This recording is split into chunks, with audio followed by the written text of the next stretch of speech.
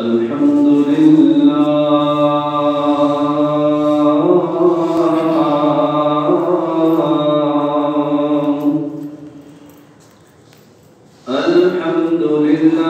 نحمده ونستعينه ونستغفره ونؤمن به ونتوكل عليه ونعوذ بالله من شرور أنفسنا ومن سيئات أعمالنا من يهده الله فلا مضل له ومن يضلله فلا هادي له ونشهد أن سيدنا ومولانا محمدا عبده ورسوله أما بعد فأعوذ بالله من الشيطان الرجيم بسم الله الرحمن الرحيم الذين آمنوا وكانوا يتقون صدق الله العظيم وصدق رسوله النبي الكريم الأمين إن الله وملائكته يصلون على النبي يا أيها الذين آمنوا صلوا عليه وسلموا تسليما الصلاة والسلام عليك يا سيدي يا رسول الله وعلى آلك وأصحابك يا سيدي يا حبيب الله الصلاة والسلام عليك يا سيدي يا نبي الله وعلى آلك وأصحابك يا سيدي يا نور الله مولاي صل وسلم دائما أبدا على حبيبك خير الخلق كلهم هو الحبيب الذي ترجى شفاعته لكل هول من الأحوال مقتحم رب صل وسلم دائما أبدا على حبيبك خير الخلق كلهم بلغ الملا بكماله كشف الدجى بجماله حسنت جميع خصاله صلوا عليه وآله صلى الله على النبي الأمي وآله صلى الله عليه وسلم صلاة وسلاما عليك يا سيدي يا سيدي يا مكي يا مدني يا عربي يا قرشي يا هاشمي يا مطلبي يا رسول الله صلى الله تعالى عليك وسلم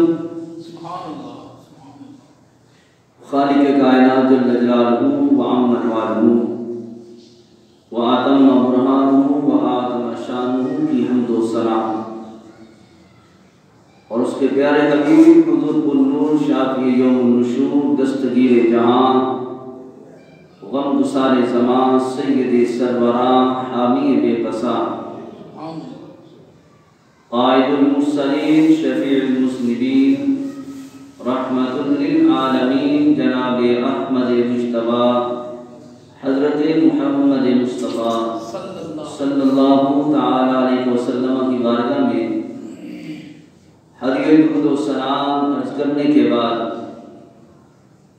رب کائنات جل شانہ کا بے حد فضل عظیم ہے کہ آج اللہ کی توفیق سے نماز جمعہ مبارک ادا کرنے کے لیے مسجد میں حاضر ہیں۔ دعا ہے خالق کائنات جل شانہ ہم سب کی اس حاضری کو اپنی بارگاہ میں شرف قبولیت عطا فرمائے، اور خصوصاً خالق کائنات جل شانہ مجھے حق سچ بیان کرنے کی اور ہم سب کو اس پر عمل کرنے کی بھی اللہ توفیق عطا فرمائے۔ ہماری آج کی اس گفتگو کا موضوع ہے ولی اللہ کی علامات۔ قرآن کریم فرقان حمید کی آیت بینات سے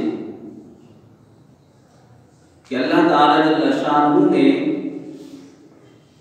اپنے جو مقرب اور جو پسندیدہ بندے اس دنیا کے اندر مبعوث فرمائے، ان لوگوں کی شناخت کرنا اور ان کی پہچان کرنا آج معاشرے کے اندر تھوڑا مشکل ہو چکا ہے۔ پہلے جو نبی دنیا کے اندر تشریف لاتے تھے تو جب ان سے دلیل مانگی جاتی تو وہ اللہ کے حکم سے کوئی ایسا معجزہ کوئی ایسا کام کر کے دکھاتے جس سے لوگ مطمئن ہو جاتے اور ان کی نبوت اور رسالت کی گواہی دیتے۔ جن کے نصیب کے اندر ایمان ہوتا وہ اس وقت کے نبی کا کلمہ پڑھ کے ان کی غلامی اختیار کر لیتے۔ اب چونکہ قیامت تک کوئی نبی نہیں آنا، اب نبوت کا سلسلہ تو بند ہو چکا ہے، لیکن ولایت کا سلسلہ بند نہیں ہوا۔ ولیوں کا سلسلہ قیامت تک جاری و ساری رہے گا۔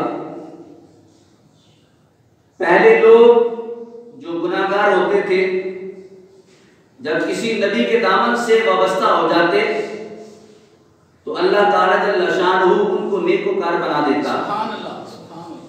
اگر کوئی غیر مسلم ہوتا تو نبی کے دامن سے لپٹ کر اللہ اس کو ایمان کی دولت عطا فرما دیتا۔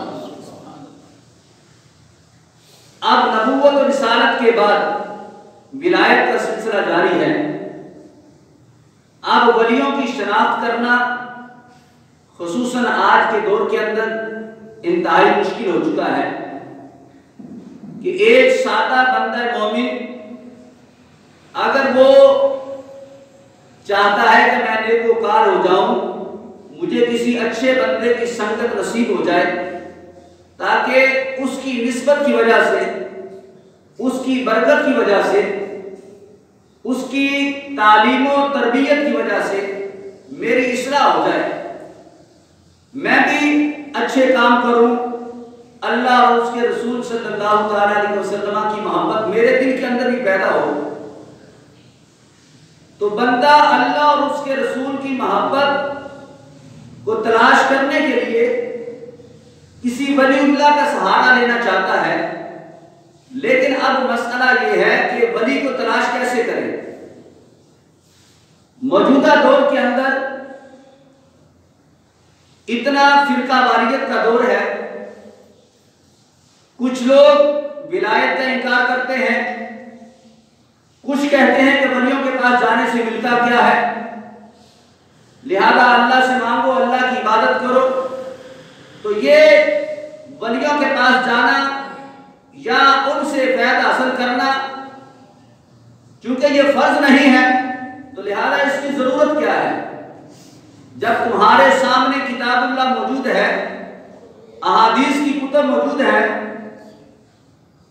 تو اس اعتبار سے اب تمہیں کسی اور کے در پہ جانے کی ضرورت نہیں ہے۔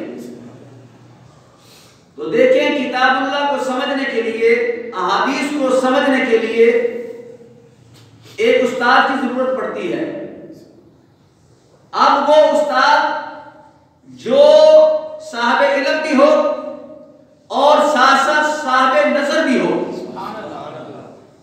تو پھر اس سے پڑھنے کا فائدہ یہ ہوتا ہے کہ جہاں بندہ اللہ کی عبادت کرتا ہے وہاں بندہ حقیقی معنی میں صحیح عاشق رسول بن جاتا ہے۔ یہ اس استاد کا فیض ہوتا ہے کہ اگر مثال کے طور پہ امام اس کی پاکیزگی، اس کی طہارت، اس کا علمی منصب جتنا اعلیٰ ہوگا اتنا زیادہ ثواب ملے گا، مقتدی کو اتنا زیادہ فیض ملے گا، مقتدی کی نماز اتنی زیادہ رب کی بارگاہ کے اندر قبول ہوگی۔ اسی طریقے سے جو استاد جتنا کامل ہوگا، جتنا نظر والا ہوگا، جتنی اس کے اندر پاکیزگی طہارت ہوگی، تقوی و پرہیزگاری ہوگی، اس بندے کی زبان کے اندر اتنا زیادہ اثر ہوگا۔ اور پھر نتیجہ کیا ہوگا؟ اس سے چاہے چند سبق بھی پڑھ لیے جائے تو اس کا بھی اثر اس بندے کی ذات کے اوپر نظر آئے گا۔ تو اس اعتبار سے پھر جو بندہ صاحب علم ہوتا ہے، جب علم پڑھ پڑھ کے وہ ایک مقام اور مرتبے کو پہنچ جاتا ہے تو پھر اللہ تعالیٰ جل شانہ اس بندے کو اپنا مقرب اور پسندیدہ بندہ بنا لیتا ہے، اسی بندے کو ولی اللہ کہا جاتا ہے۔ اب ایسے بندے کی تلاش کہاں کی جائے؟ استاد بہت مل جائیں گے آپ کو، اسکولوں میں، کالجوں میں، یونیورسٹیز میں، مدرسوں کے اندر، مساجد کے اندر، لیکن ایسا بندہ کہ جس کے پاس بیٹھنے سے ہمیں رب کی یاد آ جائے، جس کے پاس بیٹھنے سے عشق مصطفیٰ ہمارے سینوں کے اندر جو ہے وہ اجاگر ہو جائے، تو یہ ہر استاد کے اندر یہ کوالٹی نہیں ہوتی کہ اس کے پاس بیٹھے تو یہ ساری چیزیں بظاہر نظر سے حاصل ہو جائے۔ تو وہ استاد وہی ہوگا جس کا دامن کسی کے ہاتھ کے اندر ہوگا، پھر جب اس کے پاس بیٹھیں گے تو اس کے اندر بھی وہی خوشبو آئے گی جو جس کے لڑ کے استاد لگا ہوگا۔ تو اس اعتبار سے ولی اللہ کی پہچان کرنا اور ان کی سنگت اختیار کرنا یہ آج کے دور کے اندر انتہائی ضروری ہو چکا ہے، کیونکہ پرفتن دور ہے اور ایمان بچانا جو ہے یہ انتہائی مشکل ہو چکا ہے۔ پہلے تھا کہ بندے کو اپنے مال کی حفاظت کرنی پڑتی تھی، سادے لوگ تھے اور شرافت سے زندگی گزرتی تھی، اتنا ہیرا پھیری اور دھوکے بازی یہ کام نہیں ہوتے تھے۔ اس وقت صرف مال کا خطرہ ہوتا تھا، کہیں ہمارا مال نہ کوئی چھین کے لے جائے، کوئی ڈاکہ نہ پڑ جائے، کوئی راستے میں جاتے ہوئے کوئی بندہ جان نہ ہماری لے لے، تو اس وقت یہ حالات ہوتے تھے۔ لیکن اب چونکہ ترقی ہو چکی ہے، مکان محفوظ ہے، مال محفوظ نظر آتا ہے کافی حد تک، لیکن ایمان جو ہے وہ اب محفوظ نظر نہیں آتا۔ ایمان کو بچانے کے لیے در حقیقت کسی ولی اللہ کی ضرورت ہے۔ مال کو بچانے کے لیے طرح طرح کے ذرائع ہر بندہ اپنے مرضی کے ساتھ اپنی حفاظت کر سکتا ہے، لیکن ایمان کی حفاظت کے لیے اللہ فرماتا ہے یا ایھا الذین آمنوا، اے وہ لوگوں جو کلمہ رسول اللہ پڑھتے ہو، ایمان والو، اتقوا اللہ، اللہ سے ڈر جاؤ۔ خالق کائنات جل شانہ مومنین کو خطاب کرتا ہے، وَقُولُوا مَعَ الصَّادِقِينَ، اور سچوں کی سنگت اختیار کرو۔ تو گویا پتا چلا ایمان لانے کے بعد اللہ سے ڈرتے رہنا اور اس کے بعد اللہ کے پیاروں کی معیت کے اندر آ جانا، اللہ کے پیاروں کی سنگت کو اختیار کر لینا، اللہ کے پیاروں کے ہاتھ کے اندر ہاتھ دے دینا، یہ در حقیقت اسی ایمان کو بچانے کی یہ ضمانت ہے جو ایمان اللہ نے پہلے بیان فرمایا یا ایھا الذین آمنوا۔ وہ ایمان بچانے کے لیے اللہ فرماتا ہے کہ اب اپنے ایمان کی حفاظت کے لیے کسی مرد کامل کے ہاتھ کے ساتھ ہاتھ ملا لو، کسی ایسے کے ساتھ دوستی لگا لو، کسی ایسے کے پاس بیٹھا کرو جو بندہ تقوی اور پرہیزگاری کا مالک ہو، جو بندہ کامل ایمان والا ہو اور جس کا تقوی جو ہے اتنا کامل ہو کہ جس کو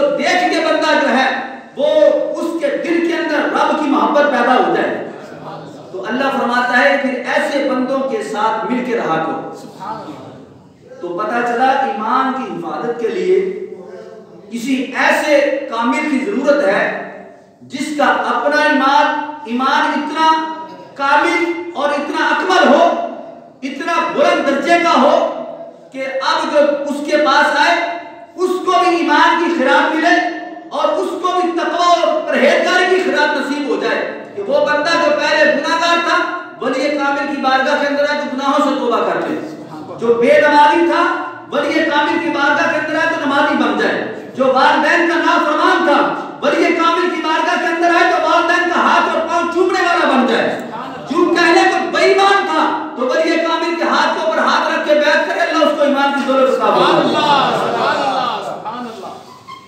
بزرگوں سے بات رضی اللہ تعالیٰ عنہ کا واقعہ آپ نے سنا ہے۔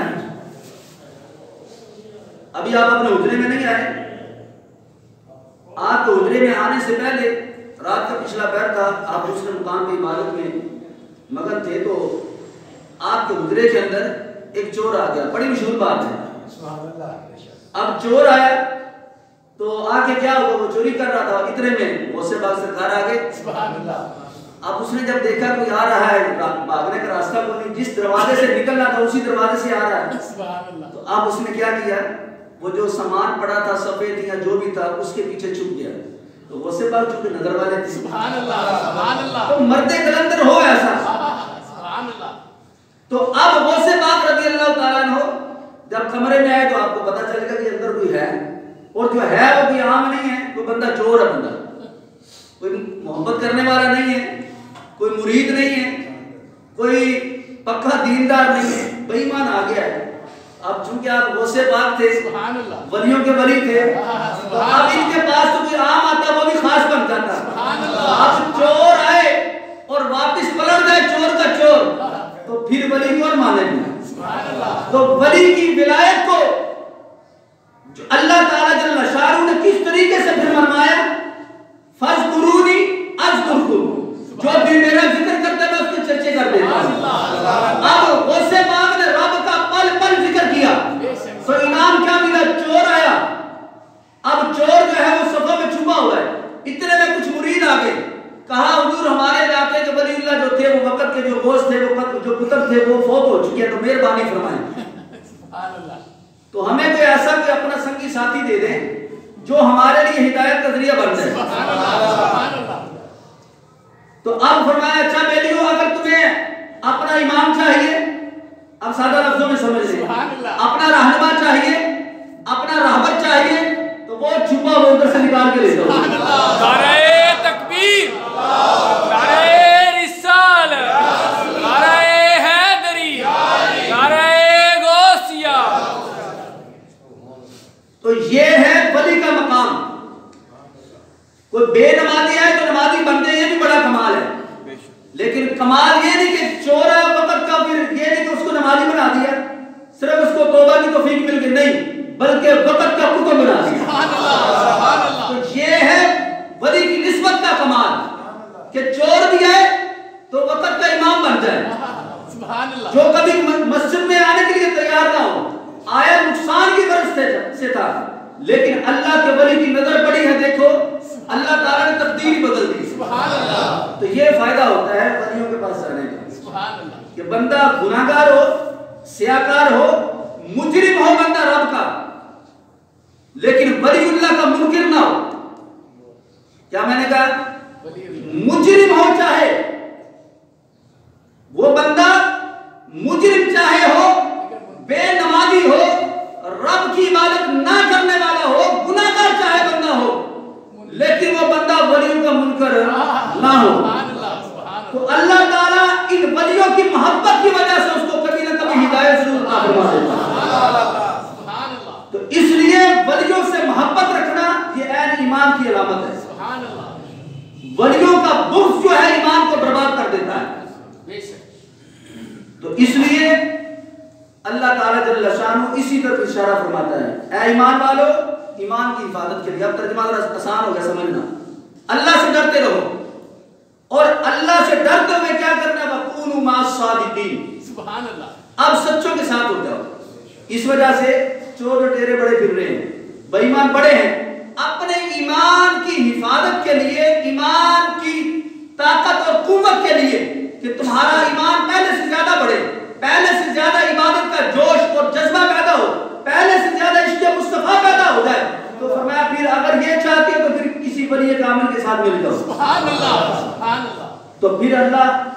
کیا مہربانی فرمائے گا کہ وہ بندہ جو آنے والا گناہگار تھا، سیاہکار تھا، ولی کامل کی محبت دل میں تھی، اس محبت کا انعام کیا ملے گا؟ اللہ تعالیٰ گناہوں کو مٹا کے اللہ تعالیٰ اس سے بھی نیکوکار میں شمار فرما دے گا۔ سبحان اللہ، سبحان اللہ۔ اب ایسا ولی کامل ڈھونڈے کہاں سے؟ اس کی نشانیاں کچھ قرآن نے ہمیں بیان کی۔ اگر ہم قرآن پڑھے تو قرآن پاک کے اندر کچھ علامات، کچھ نشانیاں ایسی بتائی گئی ہیں کہ ایسا مرد کلندر اگر تلاش کرنا ہے تو یہ نشانیاں دیکھو۔ اگر یہ علامات اس بندے کے اندر پائی جائے تو پھر اپنی قسمت پہ ناز کرو کہ مجھے اپنی زندگی کے اندر ایسا مرد کلندر ملے گا۔ ورنہ تو بہت ایسے ہیں جناب وہ پیر بھرے پھرتے ہیں، پیر بنار کا تو لوگوں نے بالکل آسان کام سمجھ لیا ہے۔ غوث پاک سے پوچھ کے دیکھو پیر کیسے بنے ہیں، ان کی سیرت کو پڑھ کے دیکھو تو پھر پتہ چلتا ہے غوث پاک کا مقام اور مرتبہ اور جو ان کی عبادت ہے، اگر بندہ اس کا مشاہدہ کرے تو عقل دنگ رہ جاتی ہے۔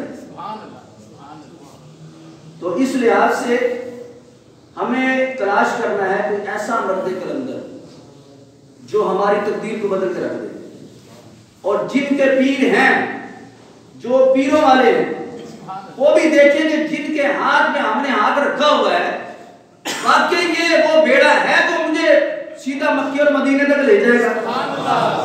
کہیں میں کسی غلط سواری پتہ نہیں کہ سوار ہو گئے تھے، یہ بھی تو ہو سکتا ہے نا۔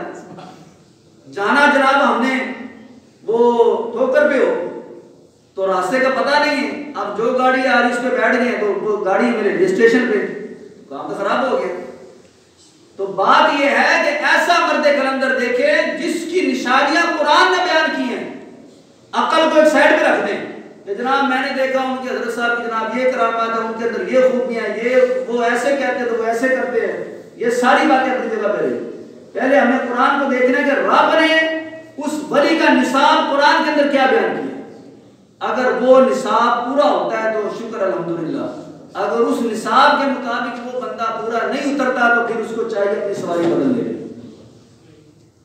زندگی کا وقت تھوڑا ہے، سواری پہلے بدل لے، کہیں یہ نہ ہو کہ سواری بدلنے سے پہلے زندگی کا رشتہ ناطہ ٹوٹ گیا تو پھر جو ہے نا وہ ایمان کو خطرہ ہوتا ہے۔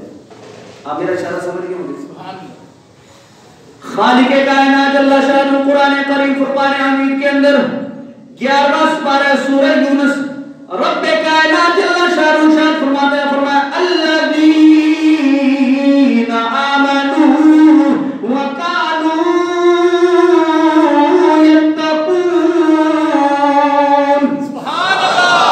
خالق کائنات اللہ شان فرماتا ہے وہ بندے، ان کی نشانی کیا ہے؟ جو بندے اللہ کے بندے ہیں، جو نیکوکار ہیں، اور رب کائنات اللہ شان فرماتے ہیں ان کی پہلی نشانی ہے جو بندے ایمان والے ہیں۔ سبحان اللہ۔ بے ایمان بندہ کوئی ولی اللہ نہیں ہو سکتا۔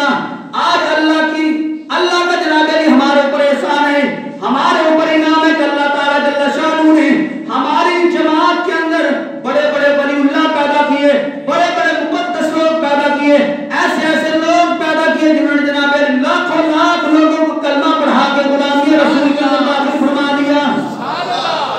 اور کسی جماعت کے اندر اور کسی مذہب کے اندر اور کسی فرقے کے اندر نہ کوئی داتا علی حجویری جیسا، نہ کوئی خواجہ حجویری جیسا، نہ کوئی بابا بلے شاہ جیسا، نہ کوئی جناب علی حضرت شیر محمد شرف پوری جیسا، نہ کوئی جناب علی بابا فرید جیسا، نہ کوئی جناب علی غوث اعظم جیسا۔ یہ ہمارے نصیب چمکے کہ اللہ نے ہمیں وہ مقدس ہستیاں عطا فرمائی، وہ مقرب بندے عطا فرمائے، وہ پاکیزہ ہستیاں عطا فرمائے کہ جن کو رب کائنات جل شانہ نے ایمان کی دولت سے نوازا، ایسا ایمان کہ ان کے پاس بے ایمان آئے تو وہ بھی بندہ کامل ایمان والا بن جاتا ہے۔ اور دوسری نشانی رب کائنات نے کیا بیان فرمائی؟ فرمایا وَقَالُوا يَتَّقُونَ۔ سبحان اللہ۔ وہ تقوی پرہیزگاری کے مالک ہوں گے، ایسا تقوی پرہیزگاری۔ حضرت جناب علی امام اعظم ابو حنیفہ رضی اللہ تعالیٰ عنہ آپ وضو فرما رہے ہیں، وضو کرتے کرتے کیا ہوا؟ اچانک اوپر سے پرندہ گزرا، اس نے جناب علی گندگی پھینکی، آپ کے کپڑوں پہ گری، آپ اس کو دھو رہے ہیں، دھوتے ایک مرید آیا، کہا یا حضرت یہ کیا آپ کر رہے؟ فرمایا پرندہ گزرا، اس نے جناب تھوڑی سی گندگی پھینکی وہ میں صاف کر رہا ہوں. آپ کا مرید کہتے ہیں حضرت آپ کا فتویٰ یہ ہے 1 درہم کے برابر یا اس سے زیادہ اگر ناپاکی لگے تو پھر کپڑا ناپاک ہوتا ہے. یہ تو بالکل معمولی سی گندگی, تو آپ اس کو کیوں صاف کر رہے؟ فرمایا وہ میرا فتویٰ ہے, یہ میرا تقویٰ ہے. سبحان اللہ. نعرہ تکبیر, نعرہ رسالت, نعرہ حیدری, نعرہ غوثیہ. تو فتوے اور تقوی میں بڑا فرق ہے. جب بندہ تقوی کا مالک ہو جاتا ہے تو وہ بندہ ولایت کو مقام کو پہنچ جاتا ہے. ہم تو جناب علی ہمارے اندر تو ایسے بڑے لوگ ہیں جو فتوے کو بھی نہیں مانتے. فتویٰ کسے کہتے ہیں؟ قاری صاحب سے مسئلہ پوچھا, قاری صاحب کہتے ہیں ایسے نہیں ایسے کرنا, یا کوئی زیادہ مسئلہ اڑ گیا تو مفتی صاحب کے پاس چلے گئے, اس نے لکھ دیا یہ کام ایسے نہیں ایسے کرنا, بات ختم ہو گئی. تو لوگ تو اس پہ بھی اڑ جاتے ہیں. تو ولایت کا مقام تو اس سے کہیں آگے ہے. سبحان اللہ. یہ تو فتویٰ ہے نا کہ ہمیں کسی مسئلے کے اندر جس کی سمجھ نہیں آ رہی تھی, 2 رائے 3 رائے مل رہی تھی, اب کدھر کو جائے, تو پھر ہم نے قرآن و حدیث کے مطابق کوئی راستہ تلاش کرنا چاہا, تو پھر مفتی صاحب نے فتویٰ لکھ کے دے دیا یہ کام ایسے نہیں ایسے کرو, اس کو کہتے ہیں فتویٰ. تو بعض لوگ اس پر بھی اعتراض کر دیتے ہیں جناب ہم نہیں مانتے اس فتوے کو. تو اللہ فرماتا ہے فتوے کی بات نہیں تقوی کی بات میں کر رہا ہوں. تو فرمایا جو کامل تقوی کا مالک ہوگا فرمایا وہ بندہ ایمان والا ہوگا. آج لوگوں نے ولایت کا معیار کیا بنا لیا؟ آج جناب علی ایسے ایسے لوگوں کو اپنا ولی سمجھ لیا جس نے 2 بول میٹھے بول دیے, وہ بول اس کے ہمارے دل کے اوپر اثر کر کے بس ٹھیک ہے یہی ہمارا پیر ہے. اب وہ پیر صاحب چاہے وہ شریعت کے پابند ہیں یا نہیں ہیں اس کی طرف نہیں ہم نے دیکھنا, ہم نے یہ دیکھنا جناب بس ہم نے اس کے ہاتھ پہ بیعت کر لی تو بس بات ختم ہو گئی, اب اس کے آگے کچھ نہیں. اب لاکھ اس کو فتوے دکھائیں, لاکھ اس کو جناب دلیلیں دے تو آگے سے ماننے کے لیے ہی تیار نہیں. بڑے بڑے ایسے لوگ ہیں جو جناب علی ایسی باتوں کو ماننے کے لیے تیار نہیں ہیں. یہ قرآن کریم فرقان حمید کا 19واں سپارہ میں نے سامنے کھولا ہے اور اس کی سورۃ الفرقان ہے. خالق کائنات جل شانہ نے اس کے آخری رکوع کے اندر, سورۃ فرقان کے آخری رکوع کے اندر, اس کی ابتدا کے اندر ولی اللہ کی کچھ مزید علامت بتائی ہے. جب یہ ایمان اور تقوی آ جاتا ہے تو پھر بندے کی کیفیت کیا ہوتی ہے, پھر بندہ جو ہے وہ اس کی جو اندر جو تبدیلی پیدا ہوتی ہے وہ کیسی ہوتی ہے. خالق کائنات جل شانہ قرآن کریم فرقان حمید کے اندر رب کائنات اعلان فرماتا ہے, فرمایا والذین یبیتون لربہم سجدا وقیاما.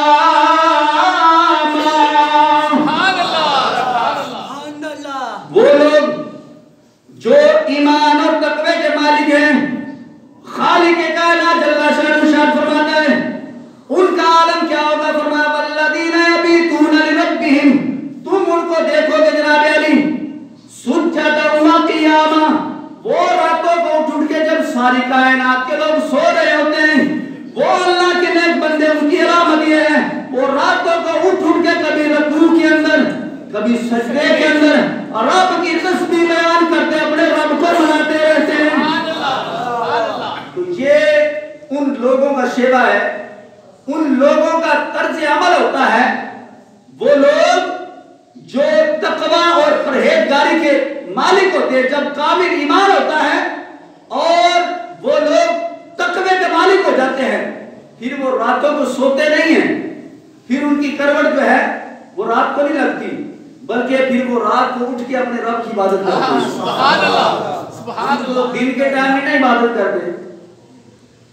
تو اللہ کے ولی کی نشانی یہ کہ وہ راتوں کو بھی رب کو مناتا رہتا ہے. سبحان اللہ. حضور غوث پاک رضی اللہ تعالیٰ عنہ, آپ کو اللہ تعالیٰ جل شانہ نے بڑا مقام اور مرتبہ عطا فرمایا. آپ کی زندگی کا عالم, آپ کی عبادت کا عالم, آپ کا جناب انداز عبادت 40 سال, 40 دن نہیں, 40 گھنٹے نہیں, 40 سال تک آپ ہر رات نماز عشاء سے لے کے نماز فجر تک اپنے رب کی بندگی کے اندر ساری رات گزار دیتے ہیں. ساری رات اللہ اللہ کرتے ہیں, ساری رات قرآن پڑھتے ہیں, ساری رات عبادت کرتے ہیں, ساری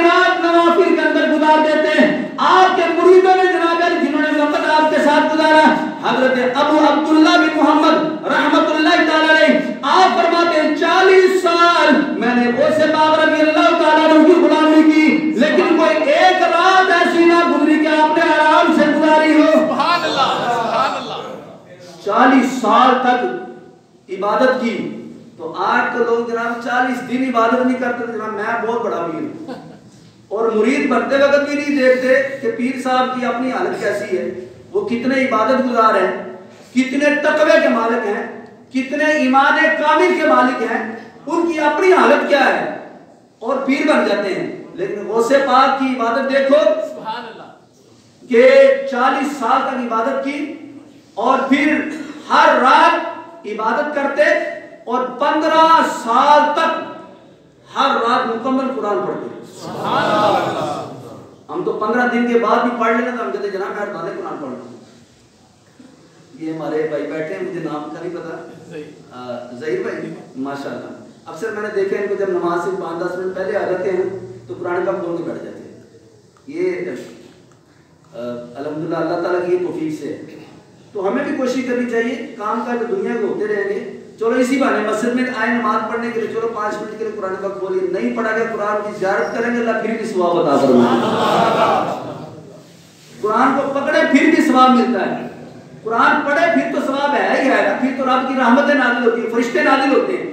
لیکن قرآن کو پکڑ لیں، قرآن کو دیکھ لیں، قرآن کا دل کے اندر خیال آ جائے، یہ ٹینشن لگی رہے کہ میں نے عصر کی نماز پڑھنے جانا ہے تو میں نے جا کے یہ 2 آیتیں پڑھنی ہیں، یہ فکر لگی رہے کہ میں نے مغرب کے ٹائم جانا ہے، اس سے پہلے میں نے یہ 5 آیتیں پڑھنی ہیں، یہ فکر لاحق رہے کہ جناب عشاء کی نماز سے پہلے میں نے یہ رکوع مکمل کرنا ہے۔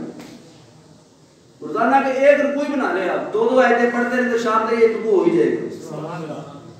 لیکن ہمارا حال کیا ہے، گھر میں قرآن کا پڑھے ویسے کے ویسے، اور پھر بھی ہم کہتے ہیں ولیوں سے محبت ہے، بے شک ہے، لیکن ولیوں کا طرز عمل بھی ہمیں بنانا چاہیے۔ تو غوث پاک 40 سال تک عبادت، 15 سال تک متواتر قرآن پاک مکمل پڑھتے رہے، اور روزانہ پتہ کتنے نفر پڑھتے تھے؟ 1000 نوافل روزانہ ادا کرتے ہیں۔ اب جو بندہ کسی کے ہاتھ پہ بیعت ہے نا، اپنے پیر صاحب سے پوچھ کے دیکھے ذرا، پیر جی دسو اگر آپ کھانا کتنا قرآن پڑھتے ہیں؟ امتحان بھی، لیکن بندے کو تھوڑی سی فکر ہونی چاہیے بھی جس گاڑی میں سوار ہوں اس کا ڈرائیور بھی کدھر لے کے جا رہا ہے۔ ہاں واقعی اگر وہ صحیح ڈرائیور ہے پھر سبحان اللہ، پھر تو وارے نہیں آ رہے، لیکن اگر اس کے اندر کمی ہے تو پھر ہمیں گاڑی بدل لینی چاہیے۔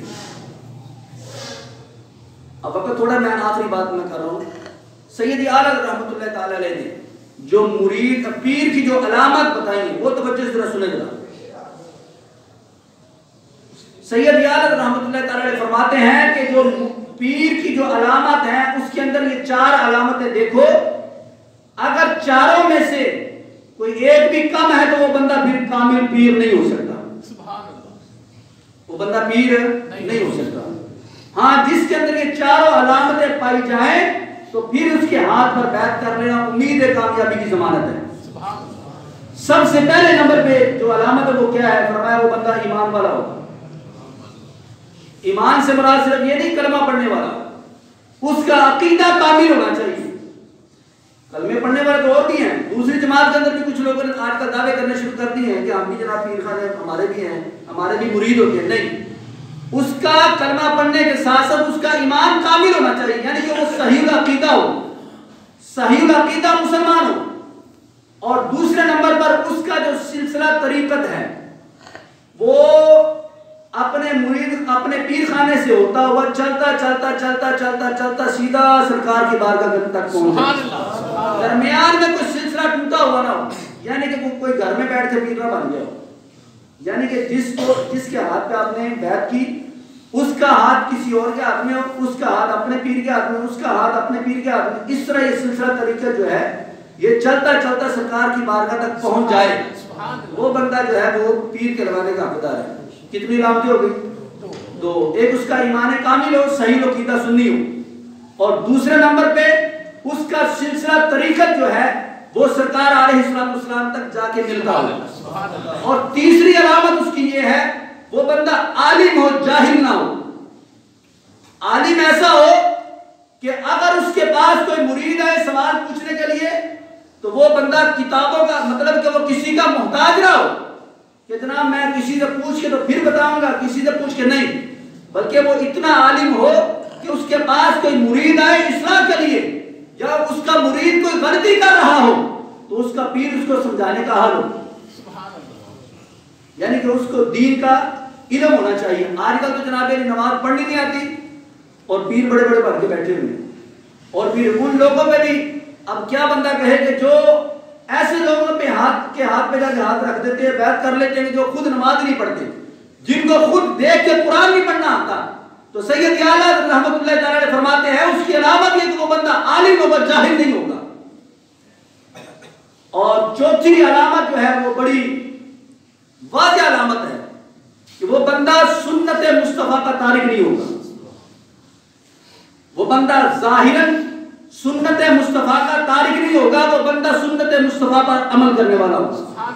اب ظاہری اس کا حلیہ دیکھو, اس کا کردار دیکھو, اس کی گفتار دیکھو, اس کا انداز کلام دیکھو.